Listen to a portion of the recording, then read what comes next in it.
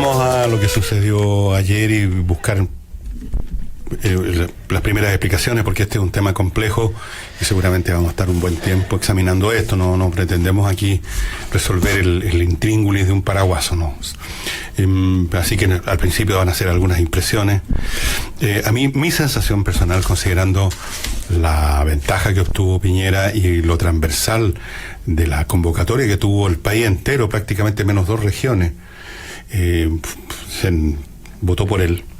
Me suena a mí que aquí lo que ha ocurrido no es meramente, como escuché algunos políticos de izquierda ayer en comando dando explicaciones electorales, que estos no votaron, que estos llegaron demasiado tarde, que faltó el apoyo de acá, que faltó más trabajo en las calles, como que esto fuera un fenómeno puramente electoral, basado en las maniobras o en las estrategias de la calle, de quién y en qué momento dio su apoyo o no lo dio, o si falló la propaganda política. Claro. Esas explicaciones, yo creo que esas explicaciones no vienen a cuento. Aquí lo que hubo, a mi juicio, es un rechazo nacional a una política y sobre todo a la política que venía. Y transversal además en el tipo de personas que votaron. Si ustedes se fijan en la gente que salió a celebrar, en la gente que votó, en las comunas donde no se esperaba esto, la izquierda, donde ganó Piñera, se dan cuenta que esto no es un tema de los empresarios, de los ricos, de la clase alta, de los derechistas, de los momios. Aquí votó toda clase de gente, de todos los sectores sociales, porque no les gustó lo que hubo, no les pareció bien, y creo que desde los primeros tiempos del gobierno de Bachelet hubo encuestas que ya lo estaban manifestando, pero no quisieron escucharla. Ellos siempre han creído que estaban representando a la calle, la masa, doña Juanita, pero en el fondo no la estaban representando. Se estaban representando a sí mismos, estaban escuchándose a sí mismos, estaban ensimismados en su creencia, y eso, más todavía la amenaza de lo que venía, produjo un rechazo nacional. Fíjense ustedes que si hubo una emoción que estaba prevaleciendo en el país, creo yo, por lo menos en la gente que votó por Piñera, por supuesto los otros no, era miedo a lo que venía, miedo a que el país definitivamente cayera en este pantano en que caen siempre una y otra vez los regímenes populistas, los regímenes populares, o como quieran ustedes adjetivarlo, regímenes que hacen mucho énfasis en la redistribución del ingreso, en la igualdad, en la equidad, cosas que suenan muy bien en un texto, a lo mejor en una prédica de Misa 12, pero que en la práctica se traducen siempre, como lo hemos visto en caso de forma de caricatura en Venezuela, en parar la actividad productiva y gastar lo que hay, hasta que finalmente se produce la ruina, y con la ruina viene el conflicto político, y con el conflicto político viene lo que estamos viendo también en Venezuela, la represión y alguna forma de dictadura, como lo está haciendo Maduro, que elimina instituciones y crea otras a su imagen y semejanza. Tal vez esa visión, ustedes dirán, era exagerada, aquí no íbamos a llegar nunca a Venezuela, pero yo no creo en eso y que aquí no pasa nada. Aquí pasan las mismas cosas que en todas partes, y la gente en todo caso por último lo temió, y por eso fue un rechazo generalizado, y por eso también en cierto sentido es un voto prestado, como dijo ayer muy bien en Tolerancia Cero, Tolerancia Electoral, Gonzalo Cordero, que era un voto prestado, y yo le maticé eso diciendo que es un voto prestado por miedo, un voto prestado no como un acto de confianza a Piñera, sino que como un acto de desconfianza a lo que podía venir. Es un voto que está ahí a la expectativa de lo que va a pasar. Creo que esto finalmente, Nicole, revela que los políticos de izquierda y de derecha, pero especialmente los de izquierda, que son los que proponen los cambios finalmente, no han sabido todavía, atrapados en sus propias doctrinas, en sus propios sueños, diagnosticar el país, cómo ha cambiado este país, cómo ya no hay aquí esta división entre los ricos y los pobres, y todo ese mundo maniqueo donde ellos representan al pueblo sufriente y explotado y los otros representan a los explotadores. Ese mundo se acabó hace rato y se sigue acabando día a día. Sí, me voy a quedar con la última frase para poder ir agregando elementos en este análisis con respecto al voto prestado.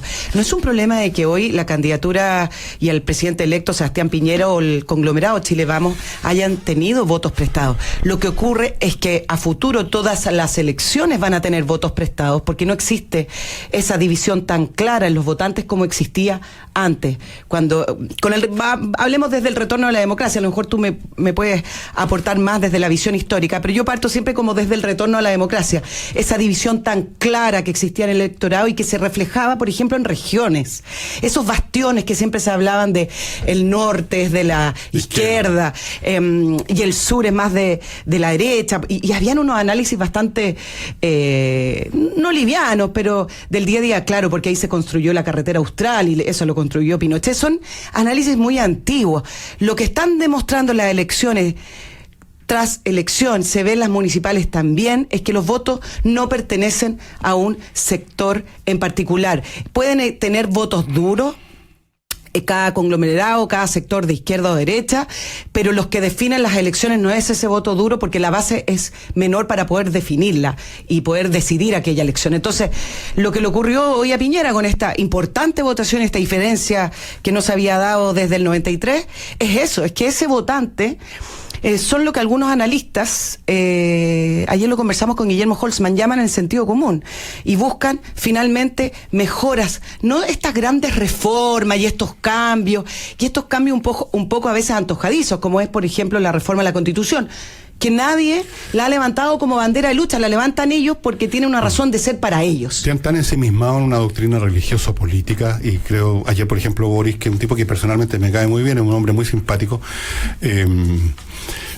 pero yo creo que encerrados como están en ese mundo de espejismo, no aciertan a ver cómo funcionan realmente las sociedades. Fíjate que todavía hablaba de que, decía Gabriel que Piñera había planteado una especie de cosismo, un poco como Lavín hace muchos años, pero un cosismo un poco más sofisticado, pero que faltaba ahí como que la gran visión. Bueno, ese es el punto. La gente hoy en día, que está teniendo mejores niveles de vida gradualmente, acumulativamente, eso ocurrió durante la Concertación, se les olvida a todo el mundo que la Concertación fue un muy buen periodo y que la gente mejoró su expectativa de vida. Todo pasa, estimado amigo, por el bolsillo. Si finalmente a la gente no le interesan los grandes relatos maravillosos, son peligrosos. Ayer le decía a Gabriel, yo no creo en los relatos, las cartas de navegación a gran escala, porque en primer lugar nadie puede saber lo que va a pasar pasado mañana en nuestro país o en el planeta. El día de mañana llegan los extraterrestres y se acabó la historia mundial como la conocemos. Puede pasar cualquier cosa. Puede estallar un supervolcán en Estados Unidos y se va nos vamos todos al... Tú dices ahora que quieren ir a la luna, van a reflotar. Entonces, esto de los grandes relatos, en general, esos relatos fabricados sobre la base de axiomas, sobre la base de creencias absolutas, sobre la base de dogmas, y terminan generando desastres. A veces desastres en una escala monumental, como pasó en la Europa Oriental en el siglo pasado. Entonces, la gente quiere simplemente estar tranquila, tener trabajo, ir mejorando su situación económica gradualmente, tener más cosas, y eso se lo garantizó la Concertación. Por eso que se eligió un presidente tras otro de la Concertación, y también habían conflictos políticos, estaban los autoflagelantes, había también chimuchina, pero al final de cuentas predominaba la sensación global en Chile que íbamos bien por ese camino. Entonces, aquí no necesitamos nuevos relatos, no necesitamos nuevas construcciones, no necesitamos nuevos sueños, todas esas épicas que les gustan tanto a los religiosos. Aquí no necesitamos el segundo advenimiento de Cristo o el fin del mundo donde nos van a juzgar en el Valle de Josafat. No necesitamos grandes historias, necesitamos simplemente buena gestión. Y eso es lo que piensa la gente común y corriente. Fíjate que el día antes de la elección vinieron unos maestros a mi casa, que me conocen años, así que yo les puedo preguntar de cosas más privadas. Les pregunté, bueno, ¿ustedes cómo están? ¿Por quién van a votar? ¿Quién es usted? Y me dijeron, por Piñera. ¿Por qué? Les pregunté.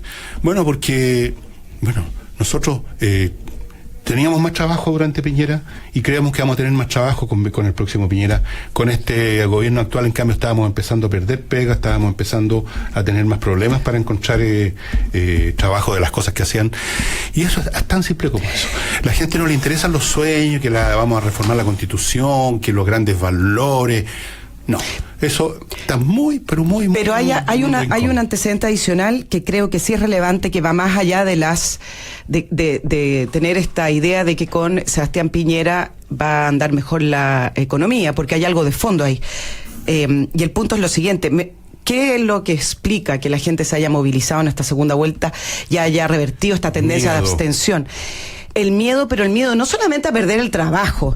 Acá estaban sobre la mesa dos proyectos de sociedad distintos, que por supuesto que Alejandro Guillé puede ser más moderado que lo que puede ser un Gabriel Boric, por ejemplo. Pero sí estaba pavimentando un camino que ya empezó a pavimentar Michelle Bachelet y que la gente pudo visualizarlo y que tenía que ver un camino que era bastante más radical, en el cual se decía abiertamente, y si uno escucha bien al Frente Amplio, que es finalmente los que quizás vociferaron más o se notaron más, es un camino que estaban planteando en el cual, y lo hablé acá también con Paula Poblete que vino, ellos creen en el colectivo. Y entonces tu trabajo individual tiene que estar a favor de lo colectivo, aportar a lo colectivo, y eso va en contra, para el otro camino, de lo que significa las libertades individuales, personales, y la creencia en un libre mercado en el cual tú te puedas desarrollar. Entonces, creo que está bien, uno puede creer que Sebastián Piñera va a manejar mejor la economía, puede hacer una mejor gestión, pero estaba en juego algo que la gente percibió, y tenía que ver con seguir profundizando un camino en el cual llevaba a un Estado quizás más controlador de una sociedad. Así es, indiscutiblemente que estas cosas parten con pequeños pasitos y terminan en un mundo completamente distinto. Eso a veces la gente no lo entiende. Y siempre no, aquí está hablando usted de que aquí viene una revolución, como yo lo dije hace tiempo. Bueno, sí, pues de eso se trata. Se parte con pequeños pasitos, como decía un aforismo chino, las distancias más largas empiezan con el primer paso, un pasito de unos pocos centímetros, pero si tú continúas terminas a mucha distancia. Y por supuesto que también había, por eso que te digo que había temor, una sensación de que el país se estaba metiendo por un camino que no solamente producía problema económico, que ya es bastante y suficiente, relevante, claro, pero además de eso estábamos llevando una sociedad colectivizada, una sociedad donde el discurso y los referentes son esta cosa vaga que llaman la comunidad, que no existe. Yo lo he dicho mil veces, existen montones de grupos y personas que interactúan en un conjunto político, pero no existe una comunidad tribal donde hay realmente una homogeneidad de intereses, y ahí podría tener sentido hablar de eso. Ya no lo tiene, hace unos 1000 años por lo menos que se acabó ese tipo, o 2000, ese tipo de sociedad. Ahora, respecto a la izquierda, como decía Fernando Paulsen anoche, viene la noche de los cuchillos largos, empiezan los reproches mutuos y todo lo demás, y vienen las recomendaciones. Escuché a la Isabel Allende y a alguien más hablando de que la unidad, que hay que unirse. Sí, pero ¿alrededor de qué? Ese es el tema. Es decir que hay que trabajar por la unidad es caer en falacia lógica que se llama petición de principio, o más bien dar por resuelto precisamente el problema que hay que resolver.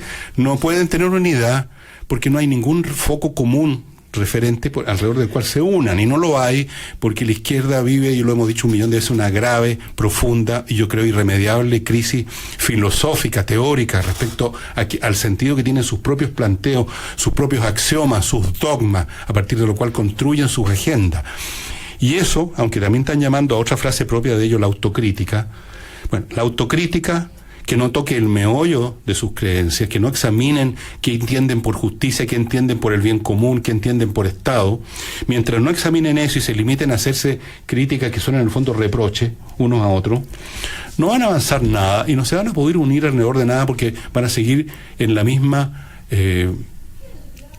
indefinición, en la misma Pero confusión. ¿no es acaso lo mismo que hemos estado viendo a lo largo de la campaña de Alejandro Guillé? Claro, una indefinición, y cuando vieron una luz de esperanza con respecto a la alta votación que tuvo el Frente Amplio, los acogieron. Está bien, Alejandro Guillé no fue claro en decir que iba a eliminar la AFP, que iba a eliminar la ISAPRE, no acogió toda la demanda, pero sí empezaron a coquetear y abrirle los brazos al Frente Amplio, porque ahí vieron una manera de poder tener algo que decir a la gente y al electorado, pero finalmente se están dando vueltas en lo mismo y siguen sin entender por qué están juntos. Ahora, quiero decir algo con respecto al Frente Amplio. Me parece que el Frente Amplio, y yo voy a estar de acuerdo en varios analistas que escribieron con respecto a la adolescencia del Frente Amplio. Ellos ya son un poder parlamentario, tienen una bancada importante, tienen maneras distintas de hacer las cosas. Me parece que plantearse del punto de vista, vamos a estar en la calle y vamos a seguir luchando por nuestras banderas, es un poco no permitir que crezca su electorado y no crecer ellos mismos. Ya están situados en el poder, de cierta manera. Y entonces, ¿para qué quieren utilizar la calle? ¿Por qué? Porque siento que las banderas de lucha de ellos finalmente le hacen sentido solo a ellos. Entonces, por eso tienen que estar en la calle. Ayer Felipe Cas le dijo a Yoyo Jackson en Estado Nacional, le dijo, pero ¿cómo es que personas que lograron votación parlamentaria, algunos con 1%, ok, pero están en el Parlamento, no escuchan y lo primero que dicen, vamos a hacer oposición? Listo, no me gustaron, van a ser oposición. Yo los invito a escuchar primero, le dijo Felipe Cas, que suena más razonable. Yo entiendo que no pueden hacer nada más, pero creo que eso les va a costar, porque este impulso inicial que tiene el Frente Amplio les va a costar. Las banderas que tú mencionas son unos trapos cada vez más andrajosos y que la izquierda no los quiere revisar. En un momento dado, cuando partió la democracia con Patricio Aylwin, se habló de los reciclados y algunas personas efectivamente reconsideraron todo su sistema mental y lo modificaron profundamente. A mí ayer, después del programa, Gabriel Boric, que siempre ha tenido un poco como de curiosidad por mí, porque sabe que yo alguna vez fui de izquierda, incluso estuve creo que por 2 semanas en el Partido Comunista, en la JJ, y entonces le llamó la atención, me dije, ¿por qué estás así? Y a mí es curiosa la pregunta, porque a mí lo que me llama la atención es más bien la gente que sigue pensando lo mismo y que sigue creyendo en el viejo pascuero. Uno va tomando en cuenta los hechos de tu vida personal, vas tomando en cuenta lo que ves en el mundo a tu alrededor, y vas estudiando, vas leyendo, yo leo mucha historia, y cómo uno no va a hacer uso de todo ese material para repensar tus principios y darlos vuelta completamente si es necesario. Yo no tengo ningún apego dogmático a ninguna creencia a priori.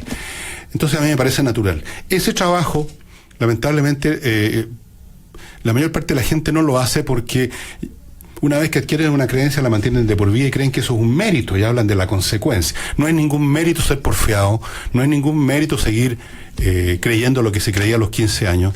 ¿Qué dirían de ustedes de alguien que crea todavía en el viejo Pascua? Dirían, este gallo es huevón, dirían simplemente. Bueno, yo creo que hay mucho de eso en afirmarse a ciertas frases, y ni siquiera son pensamientos. La igualdad, la equidad. ¿Y han reflexionado en qué consiste eso, cómo se manifiesta realmente, cómo funcionan las sociedades, por qué se producen desigualdades? ¿Esas desigualdades son justas a veces? Sí, a veces son justas, porque manifiestan diferencias vitales entre las personas, otras veces no. Y cuando no es que sean justas, ¿por qué se producen? Bueno, todo ese análisis es bastante más difícil, por supuesto, de hacer que simplemente quedarse repitiendo como loro las mismas consignas. Entonces, a mí me da un poco de lata ver gente joven que supuestamente tienen todavía 40 años por delante para pensar y que se obstinan en mantener sus banderas tal cual las recibieron de sus tíos, de sus abuelos, y solamente están preocupados de cómo las van a usar, que si vamos a salir a la calle, que si no vamos a salir a la calle. ¿Qué quieren decir con eso? ¿Que van a sabotear cualquier intento que haga el próximo gobierno? Que no van a reflexionar a fondo, que se van a limitar a autocriticar el proceso electoral como tal, que no van a repensar sus ideas.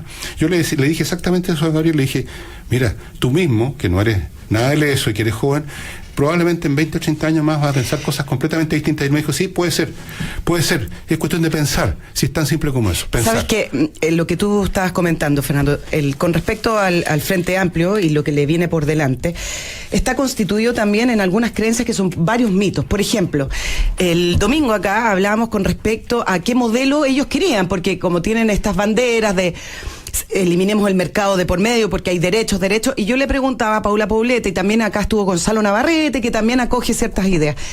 Le digo, bueno, pero ¿cuál es el modelo? Bueno, nosotros queremos el modelo de Nueva Zelanda, de Australia, de Noruega. Y yo le digo, bueno, pero nosotros no somos noruegos. No pensamos como noruegos y no hacemos las cosas como noruegos. Tampoco somos australianos, no somos neozelandeses. Hay que vivir en el contexto en el cual uno está. Y además le preguntaba a la niña del Frente Amplio, a Paula Poblete, pero no me lo respondió también por falta de tiempo, con lo siguiente. Hablan de la carga impositiva, y lo dije la otra vez en el programa, como un fin en sí mismo, porque en estos países la carga impositiva es mucho más alto, y nunca he escuchado cómo es que aquellos países con esa carga impositiva distribuyen el dinero.